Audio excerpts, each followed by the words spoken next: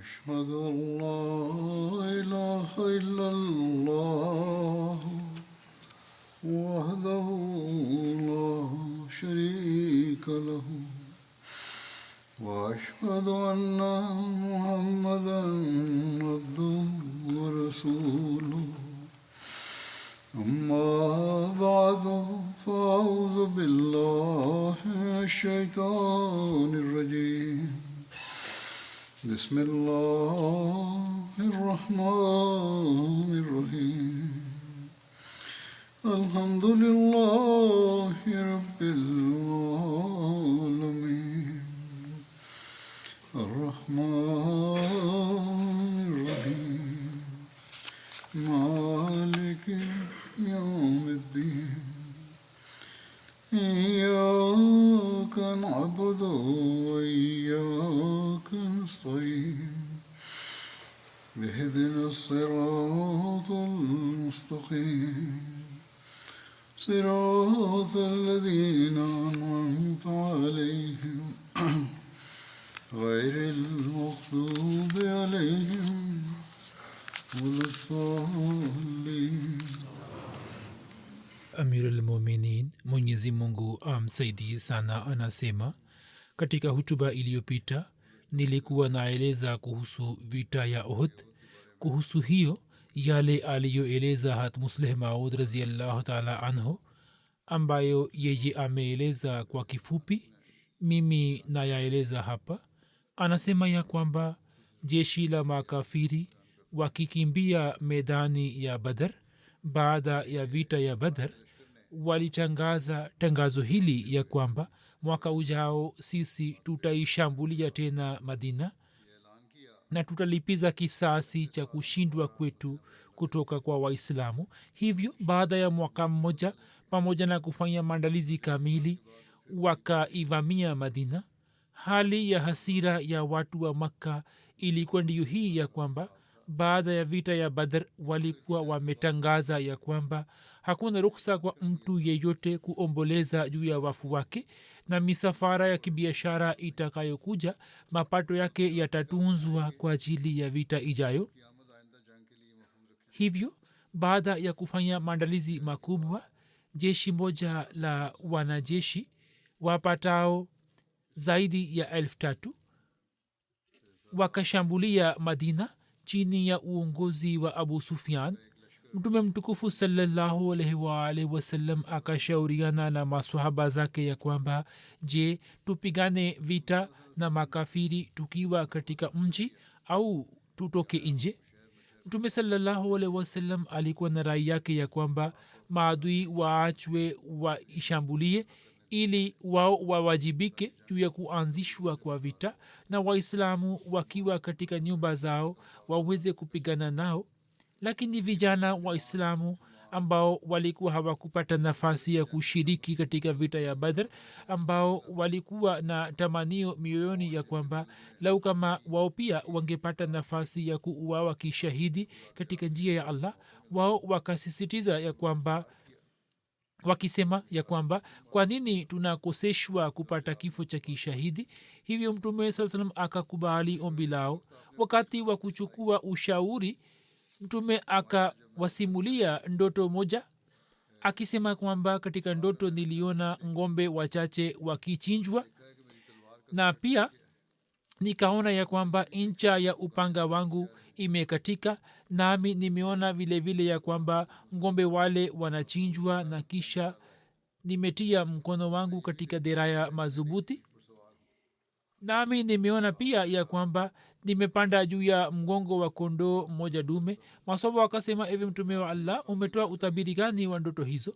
Mtume akasema kwamba utabiri wa kuchinjwa kwa ngombe ndio huu ya kwamba baadhi ya maswahaba zangu watauawa kishahidi, na muradi wa kuvunjika kwa ncha ya upanga inaonekana kwamba katika jamaa zangu mtu fulani muhimu atauawa shahidi, au huenda mimi mwenyewe nitapata shida katika vita.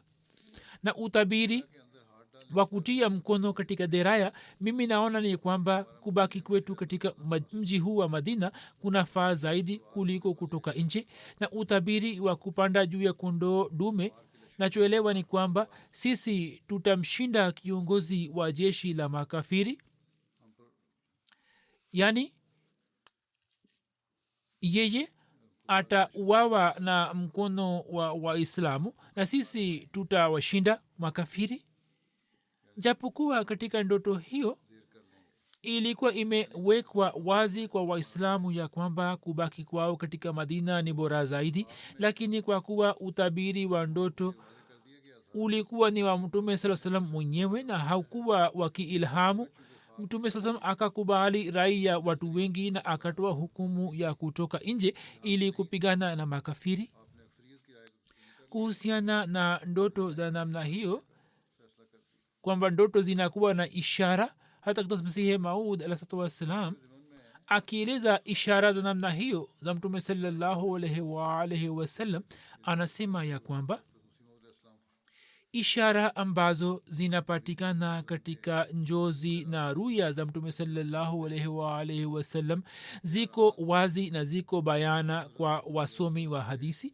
mara mtume sallallahu alaihi wasallam alionyeshwa akivaa bangili mbili za dhahabu katika mikono yake, na utabiri wake uliochukuliwa ni watu wawili waungo ambao walikuwa wamedai kuwa mitume waungo. na mara katika ruya mtume sallallahu alaihi wasallam akaona ngombe wakichinjwa na muradi wake walikuwa ni maswahaba ambao wakauawa katika vita vya Uhud. mifano mingi ya namna hiyo inapatikana katika ruya za mitume wengine ambapo kizwahiri wanaonyeshwa kitu kingine lakini muradi wake unakuwa ni kitu kingine. hivyo katika maneno ya mitume kupatikana kwa ishtiara na istiarat si kitu kilicho nadra sana. kwa vyovyote vile uamuzi wa kutoka nje na kupigana na makafiri ulipofanywa, mtume mtukufu sallallahu alaihi wasallam akawaamuru masahaba ili wajiandae kwa ajili ya vita, na mtume saa salam mwenyewe pia akaanza kujiandaa kwa ajili yake. maelezo yake ni kama yafuatayo, kama ilivyoelezwa ya kwamba mtume mtukufu sallallahu alaihi wasallam alikuwa hapendi kutoka nje ya mji na kupigana vita na makafiri kwa msingi wa ndoto yake, lakini watu walipoendelea kusisitiza kwamba watoke nje, hapo mtume akakubali rai yao. mtume akaswalisha sala ya ijumaa na akatoa mawaiza mbele ya watu na akawaamuru kwamba wao wapigane vita kwa nguvu zao zote. mtume sallallahu alaihi wasallam akawapa habari njema ya kwamba kama wao watafanya subira, mwenyezi mungu atawajalia ushindi. kisha mtume akawaamuru watu kwamba waende wajiandae kwa ajili ya vita. watu kwa kusikia amri hiyo wakafurahi. kisha mtume saa salam akaswali swala ya asr pamoja na wengine, na wakati ule wakakusanyika wale waliokuwa wametoka maeneo ya jirani. kisha mtume sallallahu alaihi wasallam pamoja na abubakar na umar akaenda katika nyumba yake. wao wakafunga kilemba juu ya kichwa cha mtume sallallahu alaihi wasallam na wakamvisha mawazi ya kivita. kisha watu walikuwa wamesimama na kumgojea mtume saa salam huku wakipanga safu.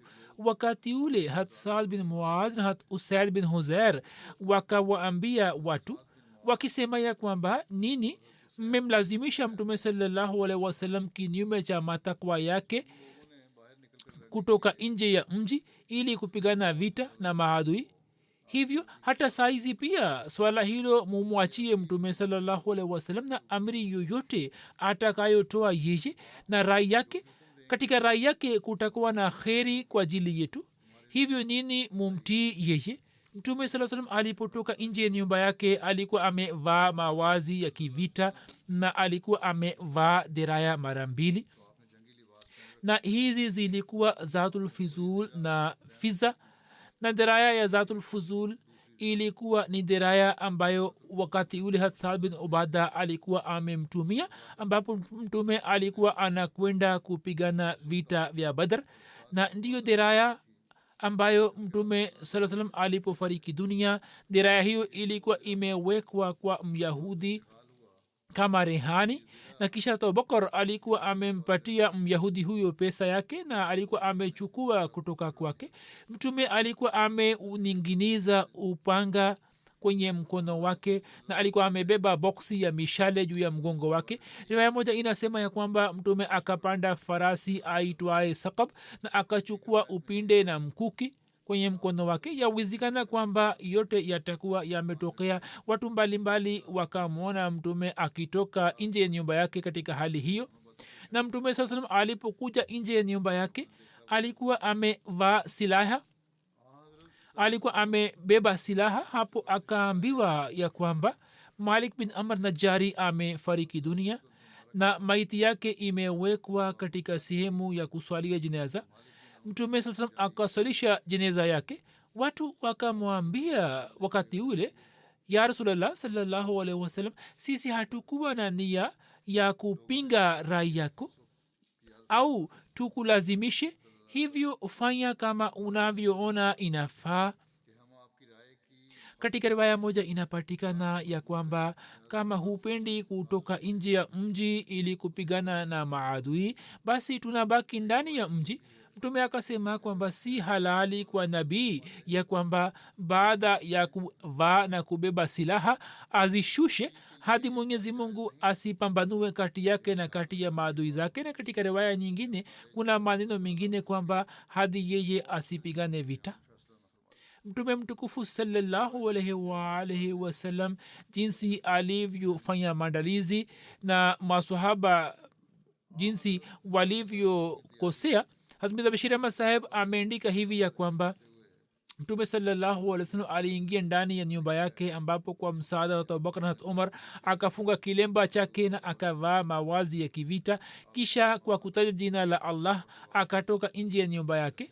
Na katika muda huo huo vijana hawa walipoambiwa na baadhi ya maswahaba wakajua kuhusu kosa lao kwamba wao hawakutakiwa kutanguliza rai juu ya rai ya mtume sallallahu alaihi wasallam. Sasa vijana hawa walipotafakari na wakajua kuhusu kosa lao, wengi wao walikuwa wakihisi majuto.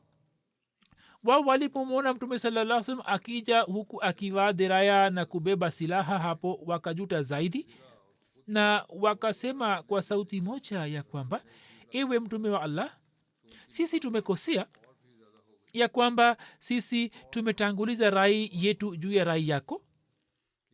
Wewe fanya kama unavyoona inafaa, inshallah mungu atatia baraka mle. mtume sallallahu alaihi wasallam akasema, hii ni kinyume cha shani ya nabii wa mungu ya kwamba yeye baada ya kuvaa silaha aishushe kabla ya mungu kutoa hukumu yoyote. Basi sasa muende kwa jina la Allah na mkifanya subira, basi muwe na yakini kwamba msaada wa Allah utakuwa pamoja nani. Hat Musleh Maud radhiyallahu ta'ala anhu pia ameeleza habari hizi ya kwamba mtume sallallahu alaihi wasallam alipotoka nje ya nyumba yake, vijana wakahisi majuto katika mioyo yao na wao wakasema, ya Rasulullah, ushauri wako ndio sahihi zaidi, sisi tunatakiwa kupigana na maadui tukiwa ndani ya Madina. Mtume akasema kwamba nabii wa mungu anapovaa diraya havui tena. Sasa hata kama itokee nini, sisi tutasonga mbele tu, na kama mkifanya subira basi msaada wa mungu mtaupata.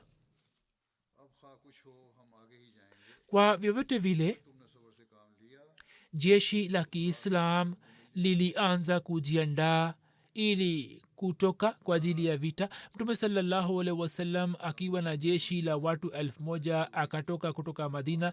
Wakati huo mtume sallallahu alaihi wasallam akaagiza mikuki 3 na akafunga bendera 3 juu zake, na bendera ya kabila Aus akampatia Usaid bin Huzair, na bendera ya kabila Khazraj akampatia Hubab bin Munzar, na wengine wanasema kwamba akampatia Saad bin Ubada, na bendera ya Muhajirina akampatia Hat Ali, na kwa ajili ya kusalisha wale waliobaki katika Madina akamteua Ibn Maktum kuwa naibu wake. kisha mtume sallallahu alaihi wa alihi wasallam akapanda juu ya farasi yake Saqab na akaninginiza upinde wake kwenye shingo yake na akashika mkuki mkononi.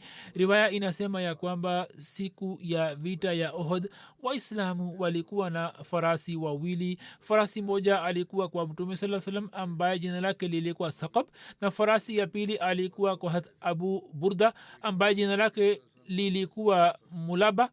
Na waislamu walikuwa wamevaa silaha wakiwemo 100 waliovaa diraya, na Saad wawili yani Saad bin Muaz na Saad bin Ubada wakaanza kukimbia mbele ya mtume. Wote wawili walikuwa wamevaa diraya na watu walikuwa kulia na kushoto kwake. Mtume alipofika katika eneo la Sania akaona jeshi kubwa lenye silaha zao zilikuwa na sauti. Mtume akauliza kwamba hiyo ni nini. Maswahaba wakasema kwamba hawa ni wenzake wa Abdullah bin Ubai kutoka Mayahudi. Mtume akauliza, Mayahudi wamekubali Islam? Akaambiwa hapana. Hapo mtume akasema, sisi hatutapokea msaada wa makafiri zidi ya washirikina. Kuhusu hiyo Hatmiza Bashir Ahmad pia ameandika ya kwamba mtume mtukufu sallallahu alaihi wa alihi wasallam kwa ajili ya jeshi la Kiislam akatayarisha bendera 3. Bendera ya kabila Aus akakabidhiwa Usaid bin Huzair, na bendera ya kabila Khazraj akakabidhiwa Hubab bin Munzar, na Ali akapewa bendera ya Muhajirina, na baadaye bendera hiyo akapewa Musa bin Umar. Na kisha katika Madina akimteua Abdullah bin Maktum kwa imamu wa swala. Mtume akiwa na kundi kubwa la maswahaba baada ya swala ya asr akatoka kutoka Madina. Viongozi wa kabila la Aus na Khazraj, Saad bin Muad na Saad bin Ubada walikuwa wakikimbia mbele ya kipando chake, na maswahaba wengine walikuwa wakitembea kulia na kushoto kwake na nyuma yake. Mtume sallallahu alaihi wasallam akaondoka na akafika katika eneo la Sheikhain na akapiga kambi. Hiyo ilikuwa milima miwili ya Madina. Baada ya kufika hapo, mtume akakagua jeshi lake na akawarudisha vijana ambao sawa na hisabu yake walikuwa bado hawajafikia umri wa miaka 15 au waliokuwa na miaka 14. Imam Shafi ameandika ya kwamba mtume sallallahu alaihi wasallam aliwarudisha vijana 17 wenye umri wa miaka 14 walioletwa mbele yake, na walipoletwa mbele yake vijana wenye umri wa miaka 15 mtume akawaruhusu. Kwa sababu ya umri mdogo, watoto walirudishwa walikuwa na jaziba sana, na majina yao pia yanapatikana katika riwaya, nayo ni kwamba Abdullah bin Umar, Zaid bin Thabit, Usama bin Zaid, Zaid bin Arkam, Bara bin Azib, Usaid bin Zuhair, Araba bin Aus, Abu Said Khudri, Aus bin Thabit, Saad bin Bahir, Ibn Muawiya Bajli, Said bin Habta. Habta lilikuwa ni jina la mama yake. Saad bin Uqayb, Zaid bin Jariya, Jabir bin Abdullah. Huyo siye yule Jabir bin Abdullah ambaye hadithi zinasimuliwa kutoka kwake. Huyu ni mwingine, Rafi bin Khadij na Sumra bin Jundab. Kuhusu Rafi bin Khadij, mtume akaambiwa kwamba huyu ni mahiri wa kurusha mishale. Hapo mtume akamruhusu. Kwanza akamwambia arudi nyuma, kisha alipojua kwamba yeye ni mahiri wa kurusha mishale, hapo akampatia ruhusa. Hapo Samura bin Jundab akasema kwamba mtume amempatia Rafi bin Khadij ruhusa na amenirudisha, ilhali mimi naweza kumshinda katika mieleka. Mtume sasa akajua jambo hilo na akasema kwamba nini mupige mieleka. Katika mieleka Samura akamshinda Rafi, mtume akamruhusu vile vile. Kisha katika riwaya inapatikana zaidi ya kwamba mtume sallallahu alaihi wasallam alipomaliza zoezi la kukagua jeshi na jua likazama, hat Bilal akatoa azana ya magharibi na mtume salallahu alaihi wasallam akaswalisha sala kisha akatoa azana ya isha na mtume akaswalisha sala ya isha na usiku huu akaupitisha katika eneo la shekhen na usiku ule kwa ajili ya ulinzi akamteiwa muhammad bin maslama kama kiongozi huyu pamoja na watu 50 akaendelea kutembea hapa na pale na kuzunguka jeshi mtume akasema usiku huu nani atabaki kwetu ili kulinda jeshi na pia atamlinda mtume saa salam hapo zakwan bin abd qais akasimama yani nani atabaki kuwa karibu zaidi ya mtume saa salam ili ulinzi sahihi ufanywe zakwan bin abd qais akainuka na akavaa diraya yake na akashika ngao yake ya ngozi na akaendelea kumlinda mtume saa salam na hakumuacha hata kwa dakika moja na mtume salallahu alaihi wasallam akaendelea kupumzika hadi wakati wa kula daku riwaya inasema ya kwamba asubuhi mtume saa salam akasema kwamba mimi nimeona katika njozi ya kwamba malaika wanamwogesha hamza kuhusu hiyo hatmiza bashir ahmad saheb ameandika katika sirat khatamannabiyin ya kwamba mlima wa uhud unapatikana kaskazini mwa madina ukiwa na umbali wa maili 3 kwa kufika katikati yake katika eneo ambalo linaitwa shekhen mtume saa salam akapiga kambi na akatoa amri ya kukagua jeshi la kiislam watoto wenye umri mdogo ambao katika shauku ya kufanya jihadi walikuwa wamekuja pamoja na mtume wakarudishwa nyuma hivyo abdullah bin umar usama bin zaid abu said khudri wote wakarudishwa rafi bin khadij alikuwa na umri kama wao lakini alikuwa mahiri katika kurusha mishale kwa sababu sifa yake hiyo baba yake akaleta ombi kwa mtume saa salam kwamba yeye apewe ruksa ya kushiriki katika jihadi mtume saa salam akamwona rafi yeye akasimama wima kama askari ili aonekane kuwa mrefu na mwenye bashasha hivyo akafanikiwa katika hilo na mtume saa salam akaruhusu kwenda pamoja naye hapo mtoto mwingine samura bin jundab kama ilivyoelezwa hapo kabla yeye alikuwa ameshapewa amri ya kurudi nyumbani akaenda kwa baba yake akasema kama rafi amekubaliwa mimi pia nipewe ruksa kwani mimi ni madhubuti kuliko rafi na naweza kumshinda katika mieleka baba akafurahi sana kwa kuona ikhilasi ya mwanaye naye akamleta kwa mtume salallahu alaihi wasallam na akaeleza mbele ya mtume salallahu alaihi wasallam ombi hili la mwana wake mtume salallahu alaihi wasallam kwa tabasamu akasema haya fanyeni mieleka kati ya rafe na samura ili tujue kwamba nani aliye madhubuti zaidi hivyo shindano lilipotokea na kwa kweli samura akamuangusha rafe chini hapo mtume salallahu alaihi wasallam akampatika samura ruksa ya kwenda pamoja naye na moyo wa mtoto huyo ukajaa na furaha tele sasa kwa kuwa muda wa jioni ulikuwa umeshafika hivyo bilal akatoa azana na maswaba wote wakaswali nyuma ya mtume saa salam kisha kwa ajili ya usiku waislamu wakapiga kambi katika medani hiyo na kwa ajili ya ulinzi wa usiku mtume akamteua muhammad bin maslama ambaye pamoja na kundi la maswahaba 50 akaendelea kuzunguka jeshi la kiislam na akaendelea kuwalinda abdullah bin ubay bin sulul mwanzoni alikuwa amekuja na waislamu lakini njiani akarudi nyuma katika maelezo yake imeendikwa hivi ya kwamba wakati wa kupambazuka alfajiri mtume akaelekea kwenda mbele ya shekhen na akifika katika eneo la shot katikati ya madina na uhud akaswali sala ya alfajiri shot ni mahala kati ya bonde la kanaa na madina katika eneo hilo hilo abdullah bin ubay bin sulul pamoja na wenzake wanafiki akimwacha mtume salallahu alaihi wasallam akarudi nyuma idadi ya wenzake ilikuwa ni 300 ambao wote walikuwa wanafiki wakati wa kurudi nyuma abdullah bin ubai akasema kwamba mtume salallahu alaihi wasallam hakukubali jambo langu bali amekubali rai ya vijana, amekubali rai ya vijana ambao rai yao si sahihi. Sisi hatujui kwamba kwa msingi gani sisi tujiue. Abdullah akasema kwamba hivyo eni watu turudi nyuma. Wanafiki kwa amri yake hiyo wakawacha waislamu na wakarejea nyuma. kwa kuwaona wakirejea nyuma, baba hat Jabir hat Abdullah bin Amr akaenda nyuma yao.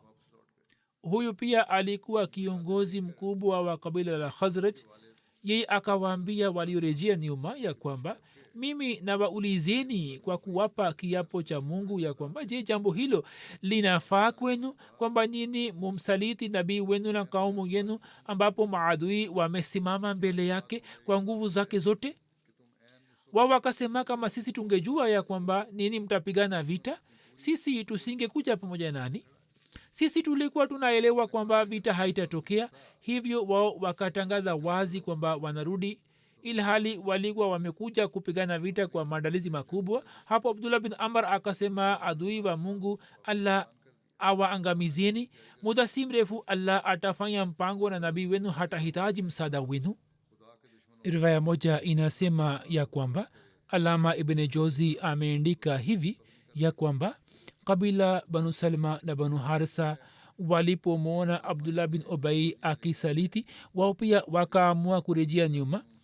Makabila haya yalikuwa ni kama mikono ya jeshi. Kisha Mwenyezi Mungu akawaokoa makabila haya kutoka zambi hili, nao wakasitisha nia hiyo ya kurejea nyuma. Hapo Mwenyezi Mungu akashusha aya hii ya kwamba izhammat taifatani minkum antafshala wallahu waliyuhuma wa ala llahi falyatawakkali lmuminun.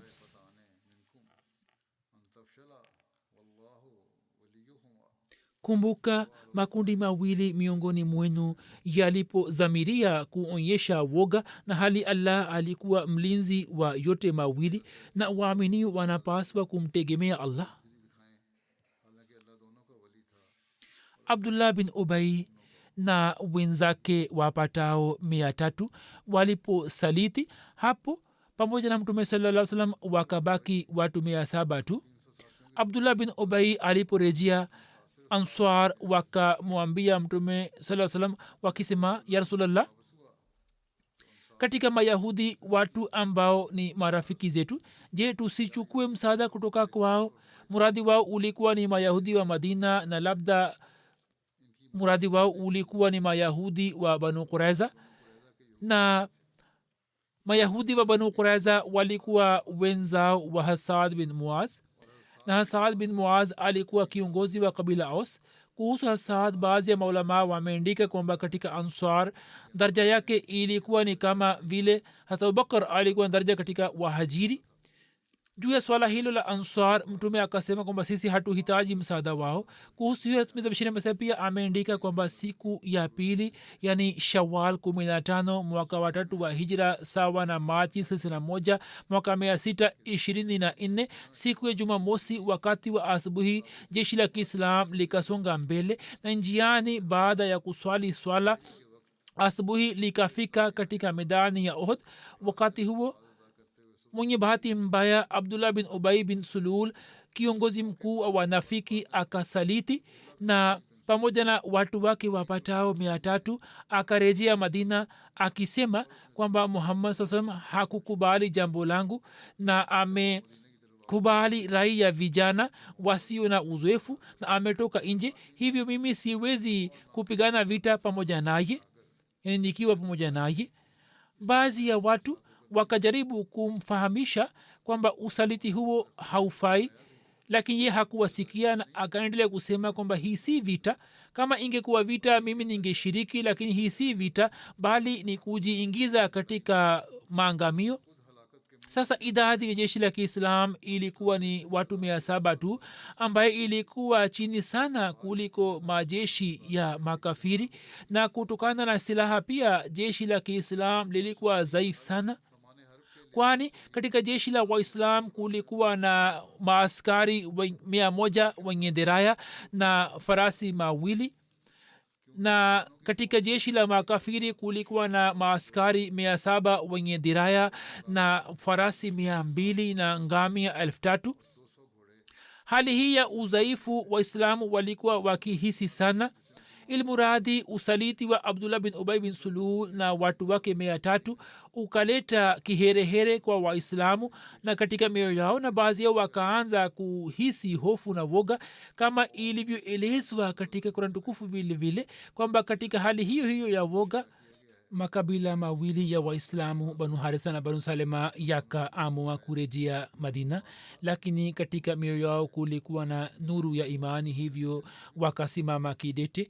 Na kutokana na mambo ya kizwahiri na kwa kuona mauti mbele yao hawakumwacha kiongozi wao. hata musleh maud anasema kwamba mtume sallallahu alaihi wasallam pamoja na jeshi la 1,000 akatoka kutoka madina, na baada ya kusafiri kwa muda akapiga kambi ili kupitisha usiku. hii ilikuwa kawaida yake kwamba akifika karibu na adui alikuwa anawapa watu wake muda wa kupumzika ili wajiandae kwa ajili ya vita. wakati wa sala ya asubuhi mtume alipotoka nje akajua kwamba wapo mayahudi ambao wamekuja ili kuyasaidia makabila yaliyo na mkataba pamoja nao. kwa kuwa alikuwa ameshajua kuhusu njama za mayahudi, hivyo mtume akasema watu hawarudishwe. hapo abdullah bin ubay bin sulul aliyekuwa kiongozi wa wanafiki, ye pia pamoja na watu wake 300 akarejea nyuma akisema kwamba vita hii si vita, hiyo ni kama kujiua. hiyo pia ilikuwa sababu ya kurejea kwake. ye akasema kwamba kwa nini mayahudi hawashirikishwi katika vita, hilo ni kama kujiua, kwani wasaidizi wanazuiliwa ili kupigana vita. natija ikawa hivi kwamba waislamu wakabaki 700 tu. idadi hii ilikuwa ndogo sana kuliko idadi ya makafiri, na kutokana na silaha walikuwa dhaifu zaidi, kwani kwa makafiri kulikuwa na maaskari 700 wenye diraya na kwa waislamu kulikuwa na watu 100 tu wenye diraya, na katika jeshi la makafiri kulikuwa na mafarasi 200 ila hali waislamu walikuwa na farasi 2 tu. mtume saa salam pamoja na jeshi lake alipofika harra banu harisa, farasi wa sahaba moja akaninginiza mkia wake ambao ukaenda kugusa upanga wake. sahaba huyo akihisi hatari akaniosha upanga wake. msimuliaji anasema kwamba mtume saa salam alikuwa anapenda kuchukua jambo la kheri na alikuwa hapendi ukuasi. mtume akamwambia sahaba mwenye upanga kwamba uweke upanga wako kwenye kifuniko chake, kwani mimi naona kwamba leo lazima panga zitanioshwa. kisha mtume sasa akaeleka kwa maswahaba zake na akasema kwamba ni nani ambaye atupeleke upande wa njia ya maadui kwa kutumia njia ya karibu, yani njia ambayo si njia ya kawaida. hapo abu khasema akasema ya rasulullah, mimi nitakupeleka. ibn saad na kadhalik ametaja jina la huyu kama abu hasma. hivyo yeye kwa kupitia mtaa wa banu harisa na mashamba yao na jaidadi zao akaelekea kwenda mbele pamoja na waislamu hadi mtume akapiga kambi katika karibu na mlima wa Uhud. na jinsi alivyopiga kambi, mlima wa Uhud ulikuwa nyuma yake na Madina ilikuwa mbele yake. hapo mtume akatoa hutuba mbele ya waislamu. waislamu wakapanga safu karibu na mlima wa Uhud, na siku ya Jumamosi muda ukawadia wa sala ya alfajiri. hapo waislamu walikuwa wanawaona washirikina. hat bilal akatoa azana na akasoma ikama. mtume akaswalisha maswaba zake sala ya alfajiri. muhammad bin umar aslami anasimulia kwamba mtume akasimama na akatoa hutuba na akasema, eni watu, mimi nawapatieni wasia ya kitu ambacho allah amenipatia kwenye kitabu chake. mimi nawapatieni nasaha ya kumtii yeye na kujiepusha na vitu alivyoviharamisha. siku ya leo nini mmefikia mahala pa kupata sawabu. yeyote ambaye ataikumbuka basi atapata sawabu na mtalazimika kufanya subira kwa yale ambayo mmekuja kuyafanya, kwani kupigana jihadi na maadui ni kitu kigumu sana. Ni wachache ambao wanaweza kufanya subira juu yake, isipokuwa wale ambao Allah awaongoze, kwani mungu anakuwa pamoja na wale wanaomtii na shetani anakuwa pamoja na wale wanaomuasi Allah. Hivyo nini mufanye subira juu ya jihadi na muanzishe matendo yenu, na kwa kupitia hiyo mutafute ahadi ya Allah, na nini mnatakiwa kutii amri ambayo ni waamrisheni, kwani mimi natamani na nataka kwamba nini muongoke. Na bila shaka hitilafu na ubishi ni alama ya udhaifu. mwenyezi mungu havipendi, hamtakivi kuwa na hitilafu. Eni watu, kitu hiki kimetiwa kwenye kifua changu. mtu ambaye anafanya mambo yaliyo haramu, mwenyezi mungu anaweka tofauti kati yake na kati ya yeye. mwenyezi mungu hampendi mtu ambaye anafanya matendo yaliyo haramu, na mtu ambaye kwa ajili ya allah atajiepusha na haram, mwenyezi mungu atamsamehe mazambi yake. na mtu ambaye atanisalia mara moja, mwenyezi mungu na malaika zake watamsalia rehema mara 10, yani watamtumia rehema mara 10. na mtu ambaye atamtendea muislamu au kafiri kwa wema, malipo yake ni kwa allah, yeye atapata katika dunia hii na katika akhira vile vile. na mtu ambaye anamwamini allah na siku ya akhira, ni wajibu wake kusali ijumaa, isipokuwa mtoto au mwanamke au mgonjwa au mtumwa. na yote ambaye hatafanya hayo, mwenyezi mungu hatamjali. mtume akatoa nasaha zote labda kwa msingi wa ndoto yake kwamba jinsi waislamu wanayotakiwa kuishi. kisha akasema mwenyezi mungu ni ghani na hamid, na matendo niliyojua kwamba yatawapelekeni karibu na allah, mimi nimewapatieni amri zake, na kitendo ambacho nilikuwa najua kwamba kitawapelekeni karibu na jahannam, mimi nimewazuieni. na ruhul amin ametia moyoni mwangu ufunuo kwamba nafsi haitakufa mpaka ipokee riziki yake kamili, na katika riziki yake hakutafanywa mapungufu yoyote, hata kama riziki ile aipate kwa kuchelewa. yaani mwenyezi mungu anatoa malipo ya matendo yote, na humo muradi wa riziki ni riziki za aina zote.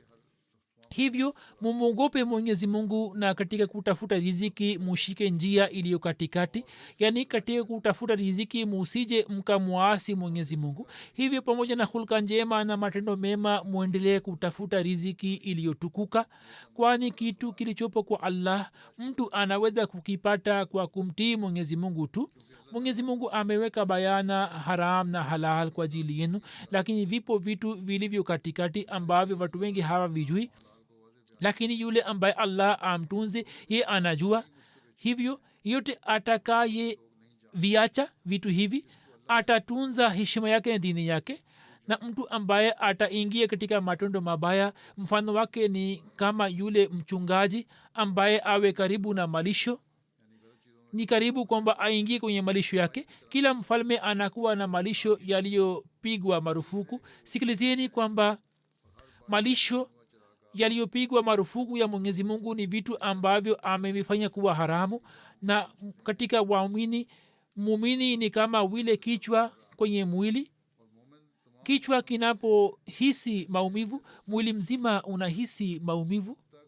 waislamu wa leo wakikumbuka mambo hayo, basi adui asiweze kusubutu kuwaangalia au kuwazuru. Khalifulmasih al awal anasema kwamba vita vya Uhud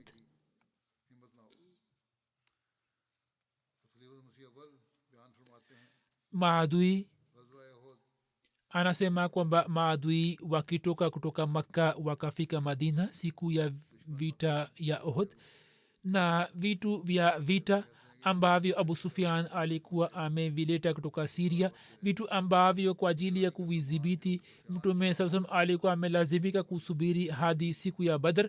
na katika vita hii shani ya ukafiri ilikuwa imevunjika. sasa vitu vile vile vilikusanywa tena ili kupambana na kupigana na Waislamu. Qurani tukufu katika aya ifuatayo inatoa ishara kuhusu mali hii na kuhusu wale wenye kuitumia. inna ladhina kafaru yunfikuna amwalahum liyasuddu an sabilillahi fasayunfikunaha summa takunu alaihim hasra. katika vita hiyo pamoja na quraishi kabila bani tihama na bani kenana pia wakashiriki. idadi ya jeshi la makafiri ilifikia 3,000 na jeshi lote lilikuwa na silaha. watu 700 walikuwa na diraya na wote walikuwa wameshaamua, walikuwa wameshapanga nia kwamba katika muda si mrefu watachukua kisasi kutoka kwa waislamu. jeshi hili la makabila haya lililojaa hasira chini ya uongozi wa abu sufyan likapiga kambi upande wa mashiriki kaskazini wa madina, na kati yao na kati ya madina likabaki mlima wa uhud. baada ya kupiga kambi hapa, makafiri wakaanza kushambulia mashamba na bustani za watu wa madina. hapo maswahaba wakashikwa na hasira kali, hivyo wakaamua kulipiza kisasi, na hapo wakamwomba mtume sasa ombi la kujilinda.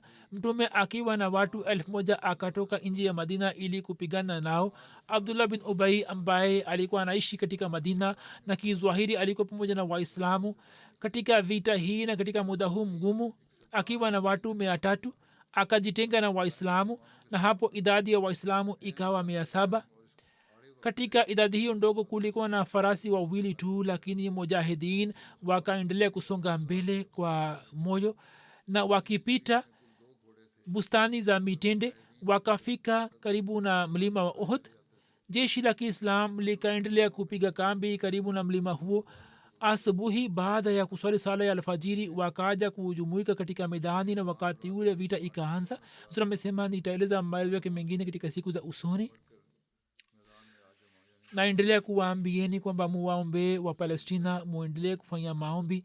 siku za nyuma baada ya kuisha muda wa kusitishwa kwa vita kama ilivyokuwa wazo, inaendelea kufanywa na serikali ya kiisraeli inaendelea kurusha mabomu katika kila eneo la Gaza, na kisha watoto maasum na watu wanaendelea kuuawa kishahidi.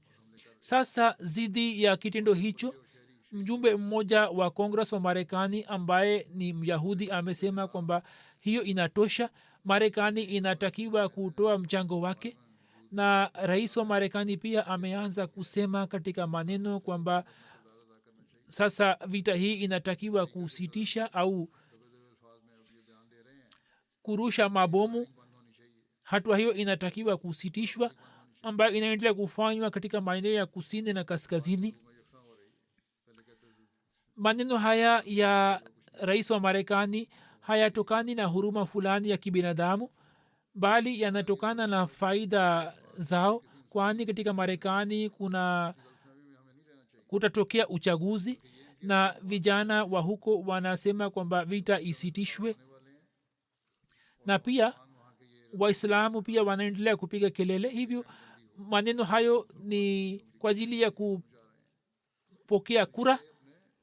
hivyo hakuna huruma kwa palestina au waislamu. kisha nchi za kiislam katika sauti yao inaendelea kupatikana nguvu fulani, lakini kama hawatafanya juhudi ya kusitisha wita wakiwa pamoja, hakuna faida itakayotokea. mwenyezi mungu alete umoja kwa waislamu.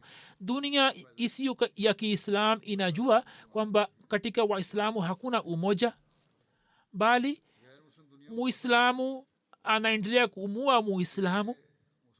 katika yemen mambo yanaendelea kufanywa, na pia katika nchi zingine vile vile maelfu ya watoto na maasum wanaendelea kuuawa na waislamu, bali yapo malaki katika maeneo mengine, na kitu hicho kinawapa watu wengine ujasiri kwamba hata mufanye zuluma juu yao hakuna tofauti itakayotokea, kwani watu hao wanawaua wenzao. muislamu hana wasiwasi kuhusu uhai wa muislamu mwenzake. sasa kwa nini adui atakuwa na hisia hizi? mwenyezi mungu ametoa onyo kali ndani ya Qur'an tukufu kwamba mtu atakayefanya hivyo atakuwa mtu wa jahannam. Mungu afanyie kwamba waislamu wawe kitu kimoja na wawe njia ya kusitisha zulma katika dunia.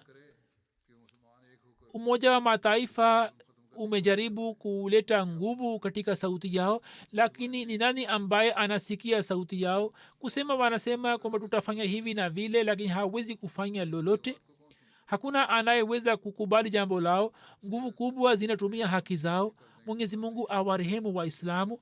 Kwa vyote vile, kwa ajili ya kusitisha zulma hii pamoja na kufanya dua, mimi nilikuwa nimepeleka ujumbe katika jamaat mbalimbali kwamba katika maeneo yao wawasiliane na wanasiasa na wawahimize na wawahamasishe ili kusitisha zulma hiyo, na pia katika marafiki zao wasambaze jambo hili kwamba kwa ajili ya kusitisha zulma hii tufanye juhudi. Mwenyezi Mungu awaokoe maasum kutoka zulma. Baada ya swala nitaswalisha jeneza mbili ghaibu. Jeneza ya kwanza ni Bi Masuda Begum Akmal Saheb wa Uholanzi. Huyu alikuwa mke wa mheshimiwa Abdul Hakim Akmal Saheb, murabi ya silsila. Amefariki dunia siku za nyuma. Inna lillahi wa inna ilaihi rajiun. Babu yake Hatmiya Abdul Samad Saheb na babu ya mama yake Hatmiya Fateh Din Saheb Sekhwa walikuwa kutoka Sekhwa Kadian, na wote walikuwa maswahaba. Marehemu kwa muda mrefu akaendelea kuitumikia dini katika nchi ya Uholanzi pamoja na mume wake.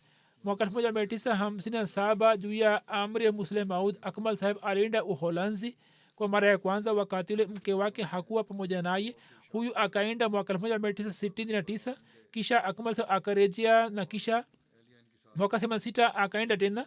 Katika miaka yote yenye ndoa kwa miaka takriban 15 yeye akaishi akiwa peke yake, yani bila mume wake. Alipoishi Uholanzi ametoa huduma mbalimbali. Moja ni kuanzishwa kwa lajna imaila Uholanzi. Pia alikuwa mwenyekiti wa lajna imaila Uholanzi wa mwanzoni. Alikuwa na uhusiano imara na ukhalifa. Alikuwa mcha Mungu sana. Alikuwa musi. Ameacha nyuma vijana 3 na binti 1, na watoto wake wote kwa namna moja ama nyingine wanaendelea kuitumikia jamaati. Kijana wake mmoja alikuwa Sadr Ansarullah, na kijana wake mwingine amechaguliwa kama Sadr Ansarullah mwaka huu. Mwenyezi Mungu amghufirie na amrehemu na awajalie watoto wake kuendeleza mema yake. Marehemu anayefuata ni Master Abdul Majid Saheb Wakfe Zindagi. Huyu alikuwa mwalimu wa Talimul Islam High School Rabwa. Siku za nyuma baada ya kustaafu alikuwa amehamia Canada na huko amefariki dunia. Inna lillahi wa inna ilaihi rajiun. Katika familia yake ameacha mke na vijana 3 na mabinti 2. Kijana wake Mazhar Majid anasema kwamba baba yetu alikuwa na sifa chungu nzima. Alikuwa mnyenyekevu mkubwa na alipitisha maisha kwa unyenyekevu mkubwa. Mama anatuambia kwamba kuanzia siku ile alipofunga ndoa hadi kifo nikamkuta kama malaika. Baada ya miaka michache tulipoana, siku moja alikuwa analia katika swala. Nikamuuliza sababu yake, akasema mimi natamani kwamba nijitolee wakfu maisha yangu na nitumikie Talimul Islam High School Rabwa kama mwalimu. Mimi nafanya dua kwamba Mungu atimize tamanio langu hilo, na pia amfanye mke wangu pia arizike juu yake. Hapo mke wake akasema kwamba we umuindikie Khalifatul Masih barua, na kwa fadhili na msaada wa Allah yeye akapeleka ombi lake la kujitolea wakfu.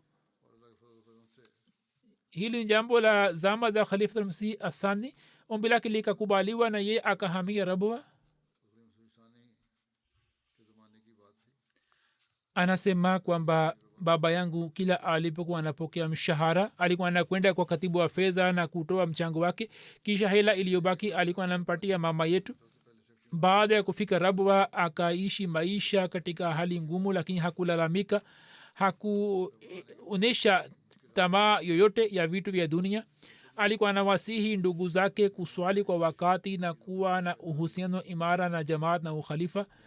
wakati ule hali ya kiuchumi ya jamaat haikuwa nzuri, lakini hata hivyo ye akapitisha maisha kwa subira. huzur anasema kwamba mimi nilipokuwa shuleni wakati ule yeye alikuwa amekuja kama mwalimu na mimi nimeona kwa kweli alikuwa na sifa hizi. sio maana kwamba mwana amemsifu baba yake, bali kwa kweli alikuwa na sifa hizi. hata watu wasiko wa ahmadia walikuwa na athari njema kutoka kwake. mwaka 1973-74 mashule yalipotaifishwa, wakati ule marehemu akaendelea kuitumikia shule kwa muda, akatoa huduma katika high school, na kisha mwaka 1985 akapandishwa daraja na akapelekwa islamia high school bera kama mwalimu mkuu. naibu mwalimu mkuu ambaye alikuwa imamu wa misikiti vile vile, na kizwahiri ilionekana kwamba ye atampinga kwa sababu ya dini yake ya ahmadia, lakini kwa sababu ya hulka zake njema ye alikuwa anamheshimu sana na alikuwa anamtendea kwa wema sana. siku moja aliyeeleza riwaya anasema kwamba nilimuona mtu huyo akiwaambia walimu wenzake kwamba japokuwa mtu huyo ni kaadiani lakini ni nzuri sana kama awe malaika. hivyo alikuwa anawahubiri watu kwa kupitia matendo yake. mara nyingi wanafunzi wake walikuwa wakija kukutana naye na walikuwa wanamwambia kwamba sisi tumewahi kuwa wanafunzi wako, lakini ye alikuwa anajivunia juu ya wanafunzi ambao wakajitolea maisha yao wakfu, na alikuwa anaeleza kwa furaha kwamba fulani ni mwanafunzi wangu, fulani ni mwanafunzi wangu, alijitolea wakfu. alikuwa anawaheshimu sana. mwenyezi mungu amghufirie na amrehemu na ampandishe katika daraja na awajalie watoto wake kuendeleza mema yake.